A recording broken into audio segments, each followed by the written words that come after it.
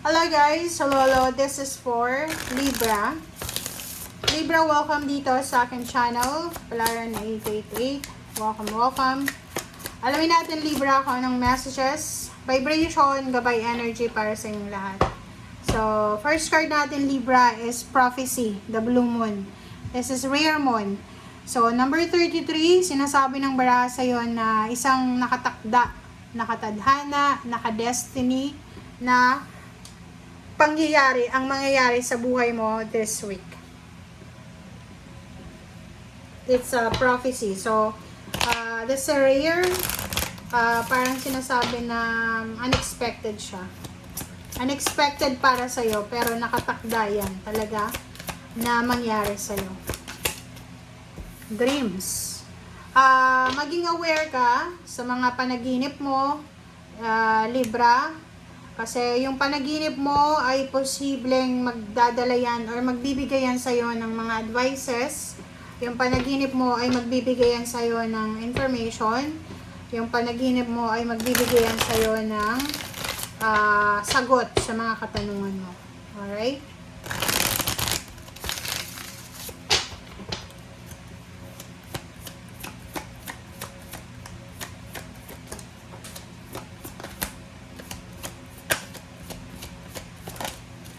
Alright.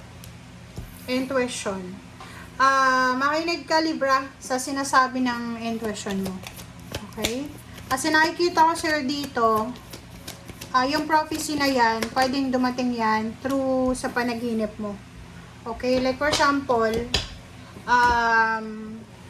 may mga panaginip tayo, lalo na sa madaling araw, sa tanghali, pag nagnanap tayo na parang sinasawalang bahala natin.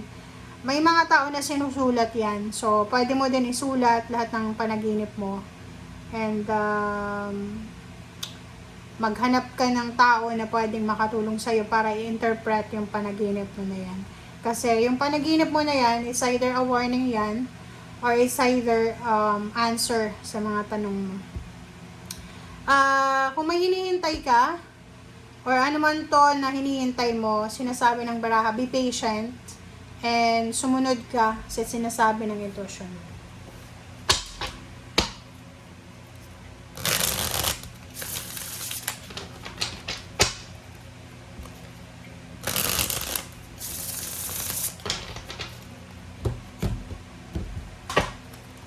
Alright, first card natin is Three of Swords, Queen of Pentacles.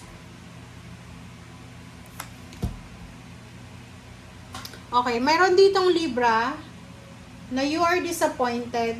Parang nakikita ko sa'yo dito na nasa Three of Swords ka. Yung Three of Swords mo dito, this is a confirmation na posibleng you are suffering emotionally. Maybe you're suffering psychologically or whatever man suffering yan na nakikita natin dito. Sinasabi ng baraha sa'yo dito, Libra, na siguro you are disappointed. Disappointed ka para sa finances. Kasi yung Queen of Pentacles, it's either you are disappointed kasi maybe you're waiting for a lump sum of money, you're waiting for your salary, you're waiting for financial support or whatever man, or you're waiting for a news, for a letter, for a confirmation, for a reply sa messenger mo. And sinasabi ng baraha sa'yo dito na you need to be patient daw. Okay? You need to be patient, guys. Kasi, kung makikita mo dito, medyo delays pa siya. Okay? May madidelay eh. So, kailangan mo daw, okay? Kailangan mo dito na maghintay. There's an Ace of Swords. So, sinasabi ng baraha na, huwag tayong magpadalos-dalos, Libra, sa mga desisyon natin. As much as possible, kailangan natin na pag-isipang mabuti, analyze yung situation. Pero hindi naman to the extent na hindi ka na matutulog sa gabi sa pag-iisip. Make sure lang na meron kang time para mag-isip kung ano yung solusyon na yan. Alright? And importante na magpahinga. Okay? Yun yung pinaka-importante, magpahinga. Okay, Three of Swords. Queen of Swords. So, nakikita ko sa'yo dito na isa sa rason kung bakit malungkot ka or bakit hindi ka satisfied, medyo stress ka, it's because of the information, or it's because of someone, balita. So, mag-iingat ka sa pakikinig ng mga kwento, chismis, or whatever man yan, kasi pwedeng yan ang magdala sa'yo ng stress. Okay? Hanggat hindi mo naririnig yung kwento na yan sa mismong tao, huwag kang maniniwala. Okay, Emperor, Queen of Pentacles. Yung Emperor dito, this is about reclaiming of your power. So, sinasabi ng bara sa'yo dito na maging careful din tayo, Libra, sa mga boss natin, sa employer, sa mga otoridad, kasi malaking factor etong mga otoridad na to, yung mga tao na matataas yung posisyon sa society, magmamatter siya sa buhay mo sa linggong ito.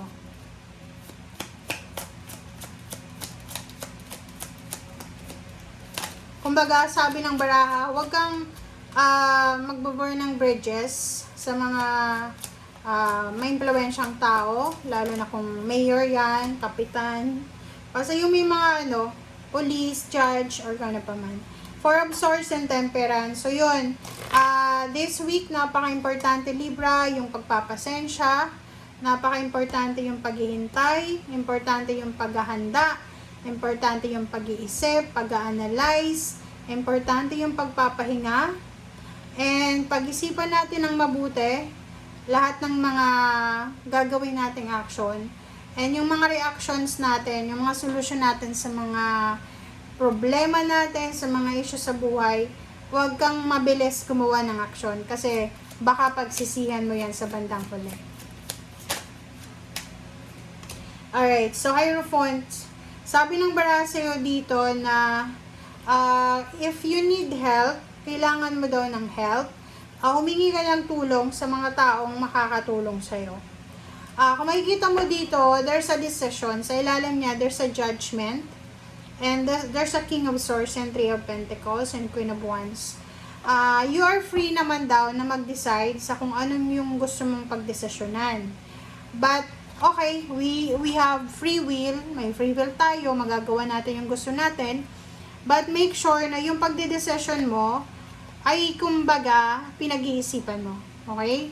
Sabi ng bara sa'yo dito, like for example, gusto mong magnegosyo, gusto mong makipag-collaborate sa isang tao, like Earth signs, Virgo, Capricorn, or Taurus, or gusto mong mag-business, sinasabi ng bara sa'yo dito na kailangan natin ng tamang information, tamang tao, tamang lugar, knowledge, and skills. Okay?